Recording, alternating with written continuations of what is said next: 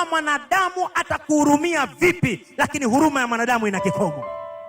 Tena mbaya zaidi, wakati fulani huruma ya wanadamu ina masimango juu yake. Watu wanahurumia ndio, lakini ndani ya huruma zao kama wanadamu masimango ni mengi. Hiyo ndio huruma ya wanadamu.